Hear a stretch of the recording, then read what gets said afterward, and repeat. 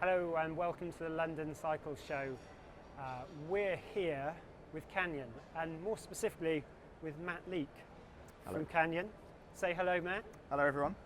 And tell us what your job, please, is. So I work in the brand team over in our HQ in Germany, in Koblenz. I've worked up there for about 3 years now, and yeah. And as you can hear, probably, Matt's not a German guy.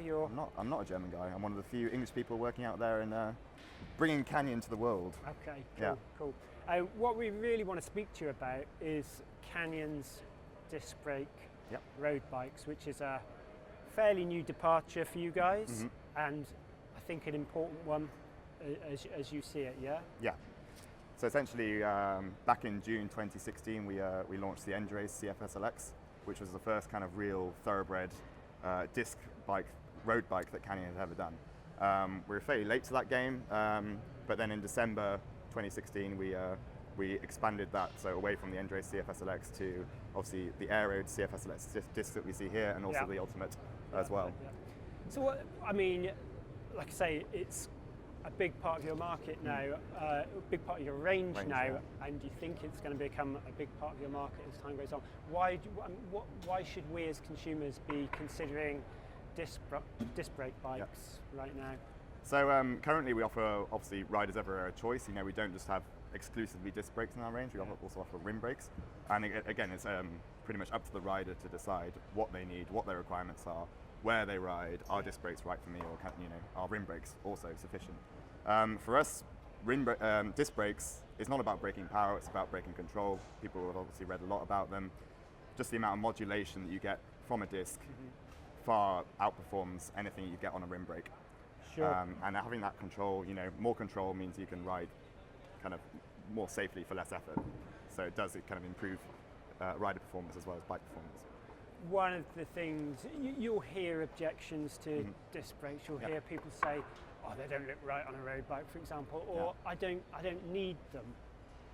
What would you say? To So I that? think you read a lot of people saying that I can lock up my rear wheel with a rim brake fine. That's not the point. It's having that range of modulation which disc brakes provide, which, like I say, rim brakes simply cannot come close to.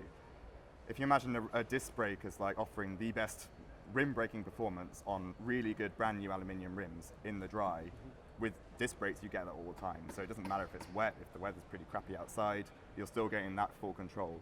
And I think if you ride them as well, the extra confidence that disc brakes give you, if going down descents, or if it's a bit technical, a bit bumpy, whatever, you really do notice that. If you want a bit more safety in your riding, if you're a bit like, less confident going down descents, disc brakes will help. If you like to descend like a hooligan, you'll go a lot faster with them.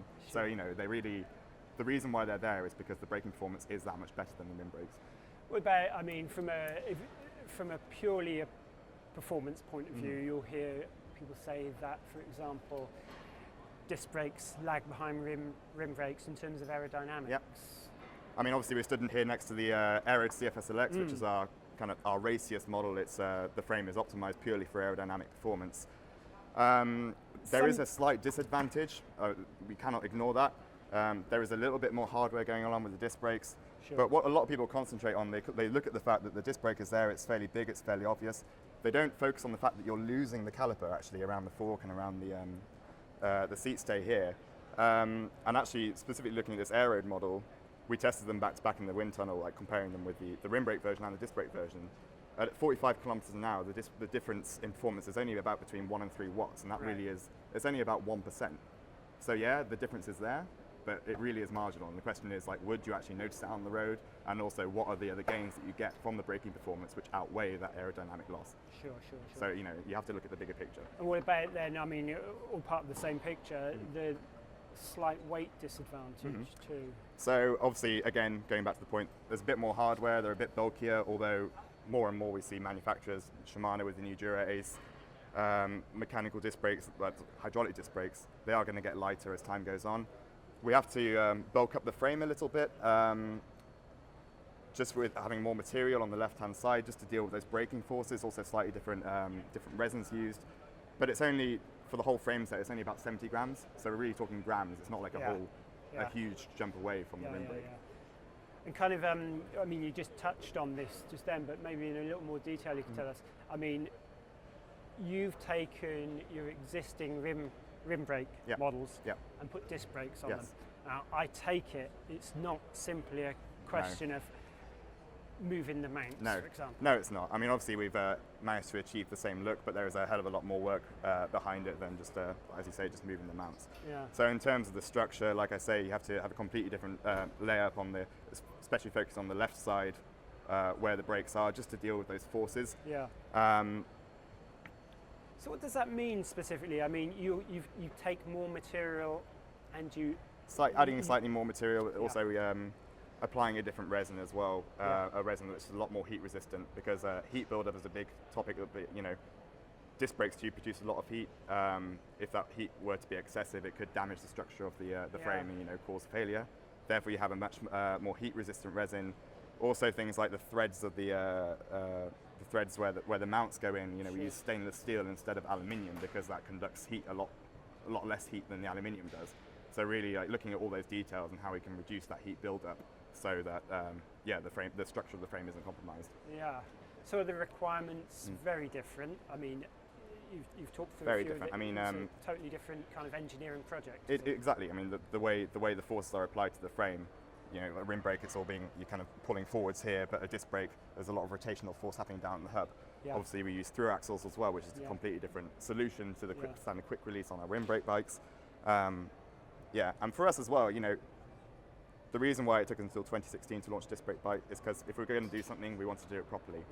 There are a lot of standards flying around the last few years, but we really are confident now that the solution that we have arrived on, that is the way forwards. That is how disc brakes are going to be for the years to come now.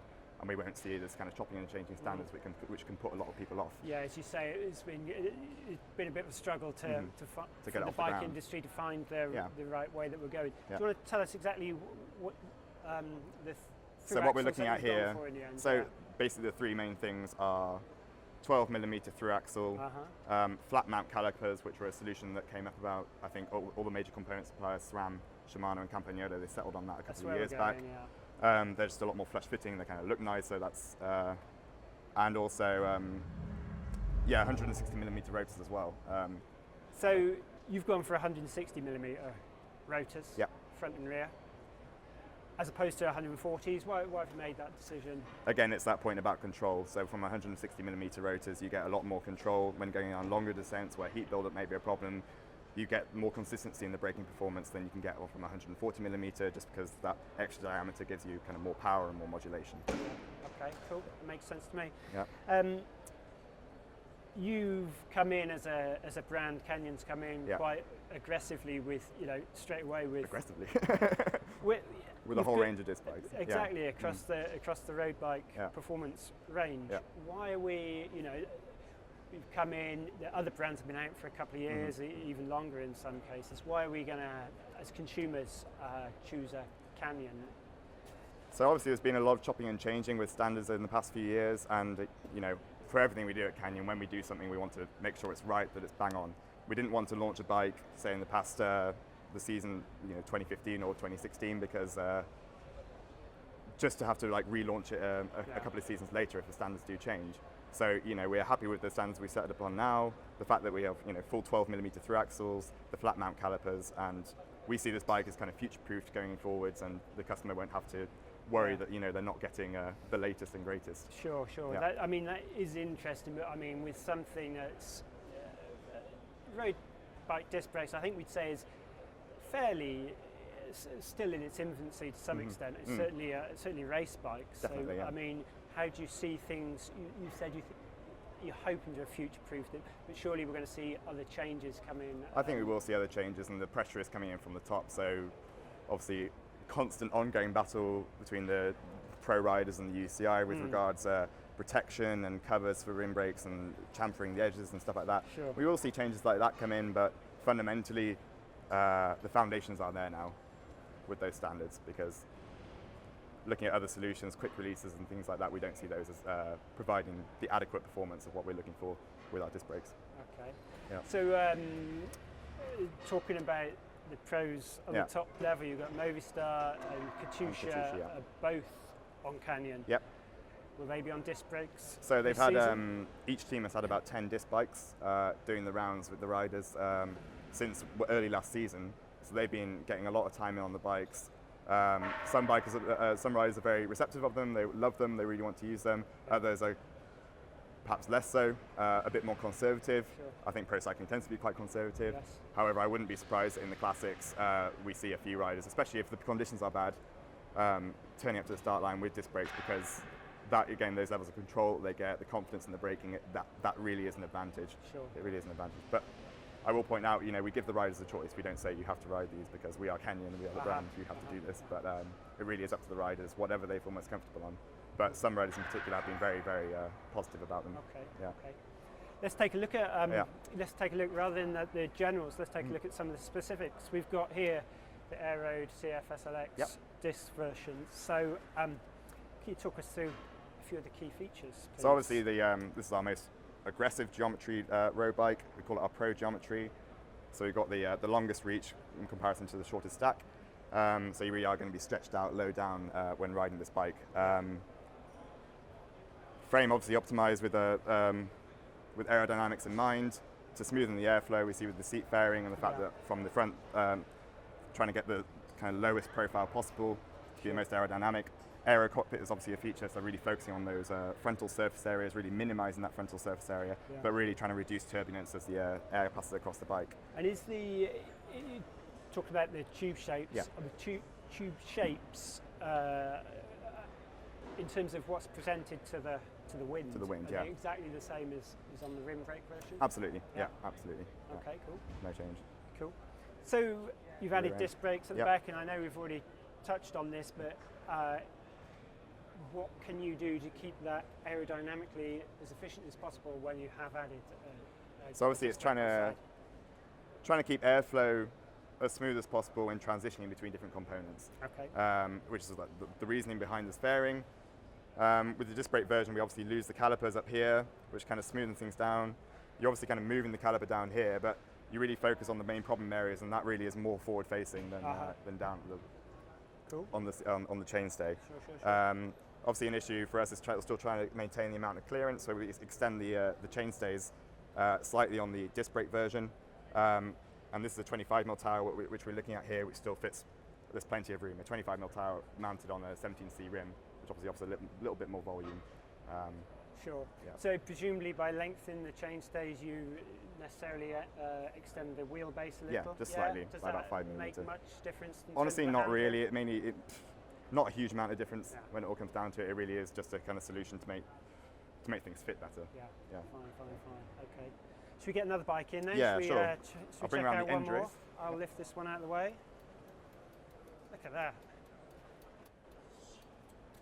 Smooth as. Beautiful.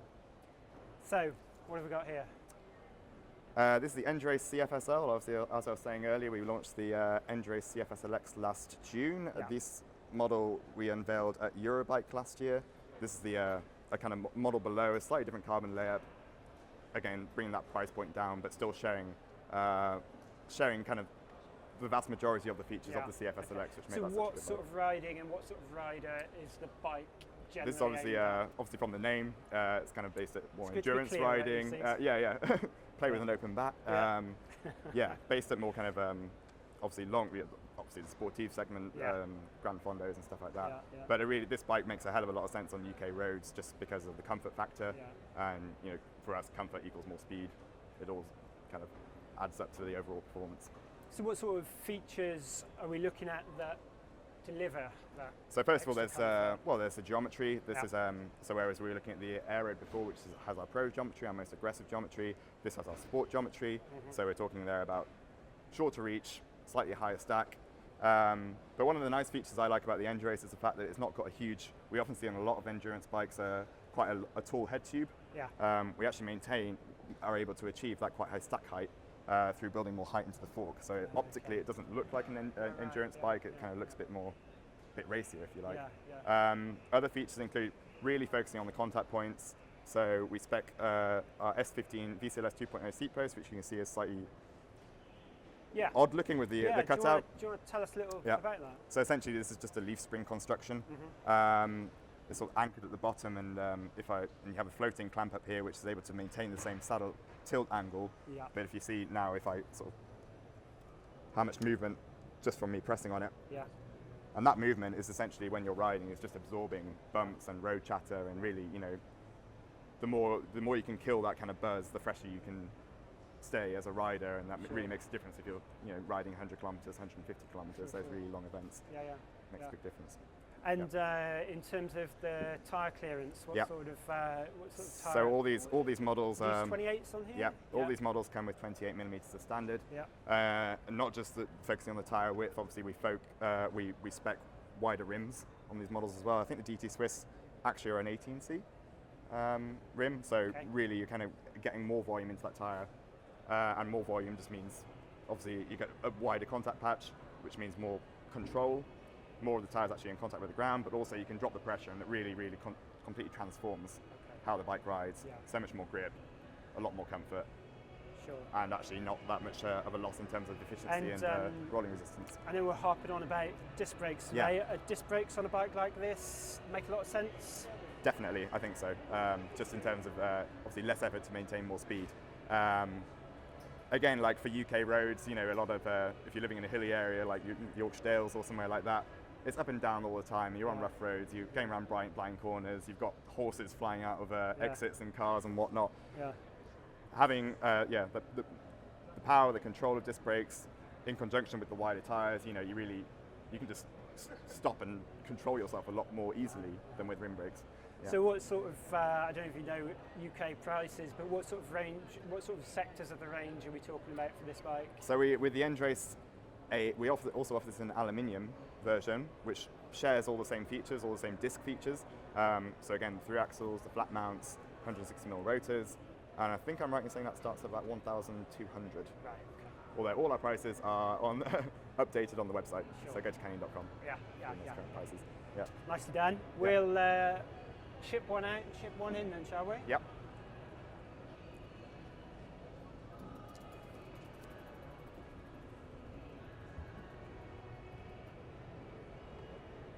So we've got an Ultimate CFSL here. We're back to a really racy model, Sort of in between. This is kind of the Goldilocks between the Aeroad and the Endrace. So we have the Aeroad with Pro geometry, Endrace with Sport geometry. We call this Sport Pro. So it really is that mix. So somewhere in between. As we can see, the steer is cut down here, but that's quite a kind of racy reach and drop. But again, when your bike is delivered, actually comes with 25mm space, so the rider can actually adjust that. The Ultimate has kind of, for over a decade, represented the pinnacle of Canyon road bike engineering. It's our longest running model. And the current generation of Ultimate was actually launched in 2015, but we updated it this year with the disc model. Obviously also comes in the Ultimate CFSLX, which is a slightly lighter frame, and also the CFSL, which is the platform below, which is kind of like extending that price point range, the offering to the riders. So again, I mean, it's the same question I asked last time, is what sort of rider do you see being attracted to this? This is kind of for anyone really. Obviously the Aeroad is for pure racers, the Endrace is for people who really value comfort, and this is kind of offers the really best of both worlds. We're talking about, it does have aerodynamic optimization for those, as you can see by speccing the aero cockpit here on this model, but also comfort was a big factor in this bike. So one of the main features when we launched back in 2015 was the positioning of the seat clamp, and the fact we've got this internal seat clamping system. We clamp the bike, we clamp the seat post lower down, which increases the effective bending length. So you're getting that flex in the seat post, which really. So how have you done that? Can you show us exactly where the clamp is? The clamp is right here, obviously. Okay. And you tighten that up to 5 Newton meters, and it really it's just a press screw. So it's an insert, a resin insert, and a press screw holding the seat post down, which provides a really secure hold. And we kind of got a rubber seal around here, and again, I can sort of move that. You can see the flex. You can quite easily. Knocked the Evo over. No, it's out of shot. Nobody will know. You get away with that quite easily. So you've effectively. You were just increasing the bending length. Which is that's a good way of putting it. Yeah. Cool. Okay. Which equals more comfort. Sure. And everyone these days obsessed with tyre width. It's one of the things that we talk about all the time these days. How much clearance do we have? So as standard, these come with 25s, but both the Ultimate and the Endurace will actually accept an effective tyre width of 33 millimeters. Okay. So how you get to that is Yeah. kind of up to you through all manner of rim widths and Yeah. tyre widths and whatever. But there is a lot of clearance there. I mean, as you can see there, there's a lot of space really. Yeah. Cool. You can run 28s on there fairly, Okay, super cool. easy. Yeah. Cool. We've got one more bike that we're Yeah. going to bring in. And as if by magic, it's right there. So, moved away totally from the disc brake theme. Yeah. So, Back to rim brakes. so Yeah. old-fashioned. I know. Well. As you say, Yeah. still got that choice. You've still got that both. Yeah. But do you want to tell us a little about, So this about was the bike that we've got here? So whilst we were developing the fourth generation Ultimate CF SLX, which was launched in 2015, like as I was mentioning earlier, that kind of has always represented the pinnacle of where we are with our engineering. But during the development, we kind of realized we had access to materials and also construction methods that meant we could go that step further. Yeah. So whilst the Ultimate CF SLX, its main kind of feature is the fact that it stiffens to weight. So you really get that snap when you're accelerating the bike if it's climbing or just sprinting. We really, and the fact that the frame weighs only 780 grams in a size medium. As I mentioned, through the use of more exotic materials, pitch-based ultra-high modulus carbon fibers, we were able to bring that weight of the frame down to 665 grams. So this is the lightest frame that we've ever produced, but still delivers that amount of stiffness that you'd expect from the Ultimate. And also, the idea is that this is a bike that you, if you wanted to, you could ride it every day. It's not just for that one day in summer where you go out and ride it. It's still offers the same ride quality for which the Ultimate CF SLX is known, but in a, obviously... For anyone who doesn't know or doesn't have any context, 665 grams is, even by lightweight bike standards, is astonishingly light. Yeah, so that's the kind of headline stat, but the fact that we've maintained that fitness and the level of comfort and the ride quality, that really is what we're proud of here. Sure. You know, we weren't looking to build the lightest road bike in the world, it was just see how far we could push the engineering and how light we could go. So this model and this spec, as we're looking at now, is the 10.0 SL, but it comes in at 4.96 kilos. Yes. Which is... Now then, at road.cc we get a lot of lightweight road bikes in, and I got to tell you, this is pretty crazy. I mean, no kidding. It's just, I mean, we could stand here and do that all day. So we offer two actual models of the Ultimate CF Evo. This was the trying to get the most lightweight spec that we could get, but also like trying not to lose that functionality. Yeah. We could have gone even lighter if we spec different components, but like I said, we still have the VCLS seat post, which is like providing more comfort. In the real world, these handlebars, you know, they're super stiff. Do you want to tell us a bit about the components that we will find on here, then, the ones that you did go for? Obviously, what have we got? The most exotic things we could find, really. Yeah. Yeah, we've gone for the lightest group set, obviously, with the SRAM Red. Yeah. And then kind of gone a step further with the brakes. We got THM carbon all over the place, and lightweight wheels, and it's the Meilenstein Obermeyers as well, yeah. Which weigh, what do they weigh? About 900 grams. It's crazy for a light set? too. Yeah.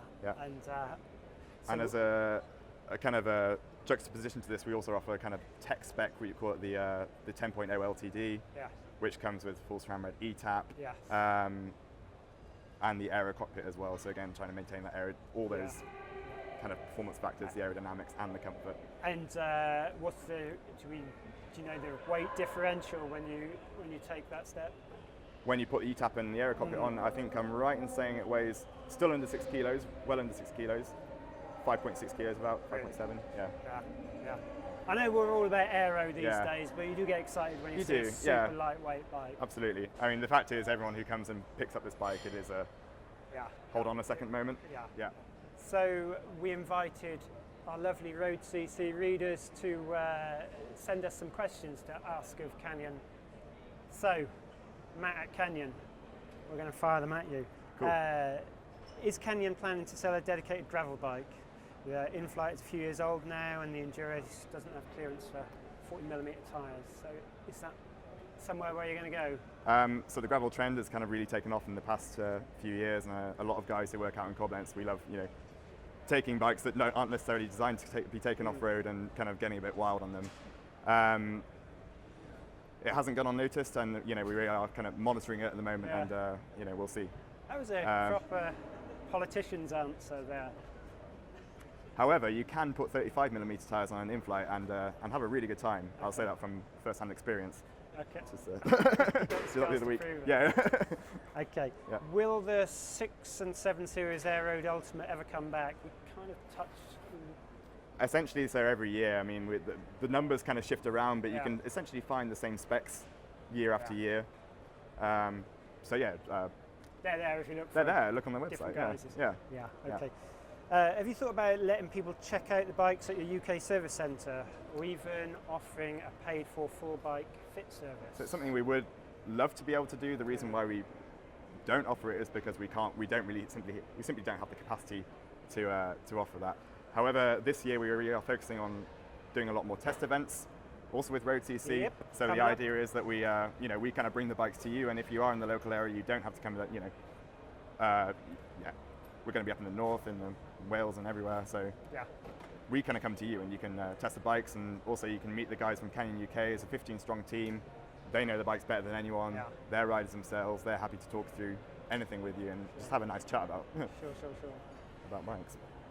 Will you ever offer the aero cockpit, which we don't have here, but we did have as a separate component available on its own? Yes, we will. Coming shortly. Yeah. Not just the aero cockpit, but also all our other proprietary stems, handlebars, seat posts. Yeah, cool. Coming shortly. Okay. A couple of years ago, there was talk of and images of a Canyon integrated smart computer. Will we ever see that in production? So that was a concept that we unveiled at Eurobiker 2015. It's still a topic that we are looking at. We take the whole area of connectivity very seriously, actually, and we do have guys working on that, and with some very exciting partners. So again, we shall see. Watch your space kind of thing. Okay, Evo Superlight carbon frame. Any plans for an Air Road Evo and an Enduro? The reason why we did the whole Evo project for the Ultimate is because, as I mentioned, the Ultimate is kind of our most all-round. It really is the pinnacle of our engineering. So really going to these extra lengths with the engineering and the construction, it really kind of fitted in best with the Ultimate. As yet, there are no real plans to apply those kind of same construction techniques to the Air Road or the Endurance ranges. Right. Okay. Have you ever considered selling every model with the option of getting it kitted with women-specific contact points? So our WMN range, as we call it, that's our women's range, really has expanded quite a lot over the last few years, and we really are looking to keep expanding on that in the coming couple of seasons, in fact. So there will be a lot more exciting offers for women riders. We don't think it really does them justice, just offering different saddle or stem lengths on our bikes. So like I say, there will be more specific models coming. Cool. Yep. Cool. When might we be able to customize bike orders? For example, wheels, handlebars, and so on. Some other manufacturers do offer this service. In the future, we will offer a certain level of customization, and there we're talking about sort of gearing ratios, what cassette you would like, chain rings and things like that. And also cockpit dimensions. But going into the depths of like wheels and things like that, simply it's very complicated when you're producing over 100,000 bikes a year to kind of get that level of customization. That's simply it's really, we can't make it a reality, and we try to make everyone happy, but with the wide range of bikes that we do offer. So there's usually something for everyone. Cool. Yeah. These last two questions are kind of the same question. They're harking back to a year or so ago. You had some delays with delivery. I'll give you this one. There were complaints about delivery times, and I've read on various forums in the past. What have Canyon done to solve this situation? So back in October 2015, we transitioned our whole entire IT infrastructure. We kind of upgraded it. This was a huge project which was years in the making, and obviously with any kind of project on this scale, as soon as you flip the switch, there are issues, and we had those issues, and we basically spent the next 6 months trying to bring everything back on track and back online. But I'm happy to report that currently our brand new factory is working excellently. We're currently producing over 400 bikes a day, And if you actually go on the Canyon.com website, you'll see that a vast majority of models are in stock, or they have very short lead times. And currently, if you do order a bike that's in stock, if you're in the UK, it will be on your doorstep within 10 days, really? Perhaps even less. So yeah, those problems are behind us. We are very sorry for those who had to endure them. Obviously, there were a lot of disappointed people who were waiting on bikes and were waiting a long time for them. We did have those people in mind at all times. You know, we are bike riders ourselves. We understand how disappointing it is that, you know, if you can't get out and ride, and it really did hurt us. But I'm happy to report that, like I say, those issues are behind us, and we are now, our production is back online, and we are able to meet demand. Cool. So yeah. So I think, unfortunately, we're out of time. So what you can do if you want more information is go along to Canyon's website, obviously, but other than that, you can come on down to the London Cycle Show and see, well, starring Matt for the next day or so, but the rest of the Canyon crew are going to be here until the show closes on Sunday. So I'd like to thank Matt. Thank you very much indeed for talking us through the range, and we'll say goodbye. Goodbye.